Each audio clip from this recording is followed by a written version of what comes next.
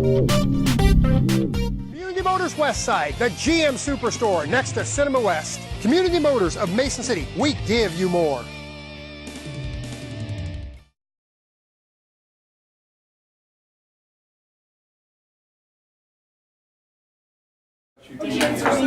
No. Do any one of the three of you have a preference who wants to go first? I know you're all busy. Okay,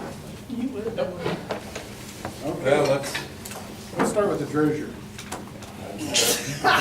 that's good. Just get speaking up.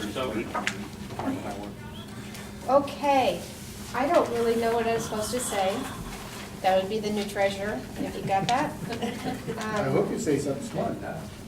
I will tell you There you go. that our anticipated budget has decreased in both of the departments that we are responsible for the treasury management and the motor vehicle. Revenues are up just a little bit, but expenditures have stayed in line with last year. So both of these departments have decreased, $6,000 and $7,000. Is the 80% on your second deputy, is that new this year, or is that? I did put that up. I'm not positive that we'll go that route, but I put it in there just in case. She's working out very well. Okay. You did budget in the 2.5%? Yes, sir. Nothing more than 2.5% in insurance. And the negotiated settlement with the union or the employees. Yes. I have no question.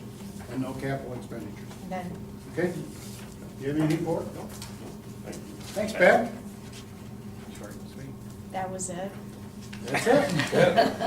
Did you think it was going to be a real big deal? Oh, I want to hear what they say because I need to learn. Yeah, 'cause it's a lot more than you said. Do you want Colleen to, I should we don't. have Colleen come up here, or can you do it? Okay. Actually, Chris is in my seat. Oh, That's where I usually go. Okay, Colleen, go ahead and go. Well, as you know, most of my budget is in salaries. I do have one capital expenditure laid out, a possible new laser jet with an envelope feeder. I got an idea what it would cost. It's not color. I don't feel I needed to jump to the color one, to the tune of $2,100. Every year I budget for a cash register, just in case that one dies in mid-year. And that is in an office equipment expenditure. I do have, in one of my personnel items, my health insurance. I am still paying for Arla Murray for health insurance until she reaches 62. So Okay. that is in there every Yep. year. That is about it, I guess. Okay. And then that's just usual office expenses. Okay. Very good. Do anybody have any questions for Colleen? Yeah. Thank you, Colleen. We went through the two enjoyable ones now. Can I go get my pop? Okay. Mr. Klein. Good morning, gentlemen. There are three areas of my budget. The first is the auditor administration, which basically means non-election. It's the majority of my budget. As far as operations, I have a $7 increase over last year, attributed to the workers' comp. Oh, my God. The personnel costs are the standard increases, plus there is the overlap to train releases replacement that we've talked about. In the election side, there are two areas. The first is easy, it's the local elections. This is the exact same as the current year, that's what I budgeted. In fact, if we don't have any special elections next year, we won't spend anything. All of the money that we spend out of this is for the cities and schools that hold elections, and they don't have any regularly scheduled elections. So it very well may be that we don't spend anything there. Anything that we do spend there is reimbursed by those cities and schools. How often would that happen that you wouldn't have an election? We went 11 months without special election ones, but I mean, we also went a year with elections in all but one month, so it depends. For elections administration, that includes the salaries of the staff in my office. As far as, which there's nothing special really there. The operations is a $37,000 increase, which largely reflects the difference between the primary year and the presidential election year. We also dropped $16,000 flat in the current year from the prior year. I'll just mention postage, which is a major cost in an election law with absentee ballots. So happy to respond to questions, but that's all I have to say. All speaks for itself as far as I'm concerned. Yeah, I think it's kind of in line. There's no major capital expenditures, and everything else looks like it's in line with what, we told you could start with. Bill, anything? No? Okay. Thanks again. Thank you, gentlemen. I think Bob.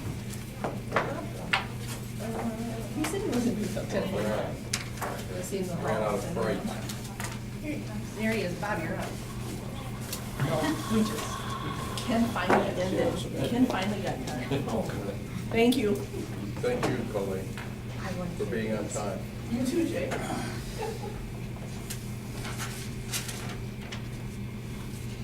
Mr. Lincoln. How are you this morning? I'm doing great. How about yourself? I'm doing just wonderful. My budget's a bit of a hybrid. What we'll be showing in our budget is an operating budget of about $173,000 with the 2.5% allowed wage increase. Do you have anything for us? Huh? Do you have any paperwork, anything? Oh, no. Blank. Okay. Oh, did you? It's Oh, an no. oral presentation. It's okay. Yes, It's yes, an oral this is strictly oral Okay. presentation, yeah. Sandy, listen close, so. Okay. you have it. Ooh, I'm not even recording. Oh, Sandy, what in the world? I'm not You're an recording 85% today. deputy, aren't you? I'm really surprised. I had to have a little talk with her this morning. Oh, too. did you? Yeah. No, I can imagine. So your budget is really one line item. It's the purchase administration of the MHD levy amount, $2,267,163. And we'll budget that so that can transfer into the collective account under county social services to purchase coverage for mental health and disability services. The $173,000 operating budget that'll cover the salaries for our two positions will be offset by revenue coming back from the collective account. So that's that. I could get your copy of this. That probably wasn't even necessary. One question, Bob, Sure. and this is, more topical to the legislative session that's starting, that, we know that there seems to be some type of tacit agreement amongst the Republicans and Democrats that there will be a change in the mental health system this year. Do you want to comment on that at all? Yeah, they accepted the director's report, so in its entirety. So the legislation that's going to come out should reflect that the system will go to a regional system. Legal settlement will go away. The state will buy out Medicaid. Those are the three big pieces. Our biggest concern in this budget cycle is our first projection was with Director Palmer's projection of a full buyout of Medicaid. That would have left us about $1 million short.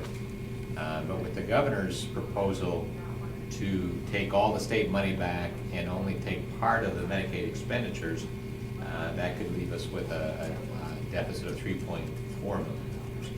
So it's too early to panic or to worry because it's all up. Are you saying that the governor's proposal would balance his budget on the backs of counties? No. You just said that. That's not what you told me earlier. No, and it's complicated because they're trying to untangle this partnership. So I think it's just really important that the counties be at the table and negotiate how we best can kind of reset this program. I think the issue that they struggle with is the existing disparity in property tax levies. you have a Dickinson County that levies 22 cents per thousand, and you have a Jasper County levying $2.60 per thousand. And To get the same amount of money. to get the same amount of money across the state. If they went to an equalized levy of 96 cents is what's being talked about, that would mean half the state would be very excited with that, and half the state would be very upset with that.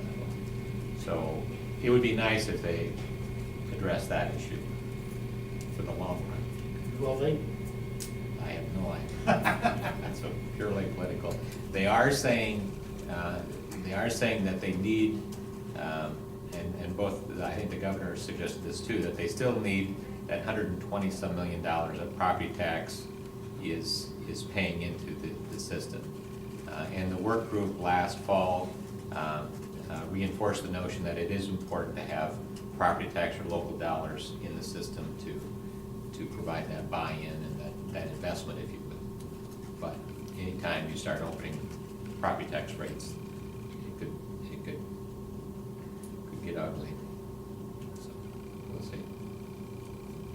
I want to thank you for your stewardship of the budget over the years, because you've done an excellent job, and at the same time, still maintaining the type of level of services that people need. And appreciation to you and your staff for their good work. Thank you. I can always say the same, we gotta, well, we have a meeting tomorrow. Yeah, our region is at 6, we'll go to 8 after tomorrow, February 1st. Tame and Grundy will come on, and then we've had conversations with another 5 counties, so. You could be a czar of mental health. So. Yeah, right. And Tama, Grundy were kind of already in that formula, because they were combined as themselves. Right, And right. so they're just, you know, it's not like two separate, and we have had that also, but I just want to throw that out. It's kind of the consensus of the, where everyone's headed. Right, yeah, that's true. They wanted to go together because they had built that relationship with the shared administrator as well, so. Well, as you keep getting bigger, I hope you don't forget us. Well, no. We're still here. We should just be, the franchise is really committed to our county offices. That's really what we're trying to balance, that leverage of being larger while preserving what we think is important, which is that county office, local control. Thank you for your presentation. I've Yeah, got to thank you. go, so thanks, guys. Yep. Change of legislation. It's supposed to. This is July 1st. Yeah, it's supposed to come out this week or next week, And it would be in effect for this coming year. yeah. Yeah, well, the existing system sunsets July 1, 2000. Done. So, but Director Palmer is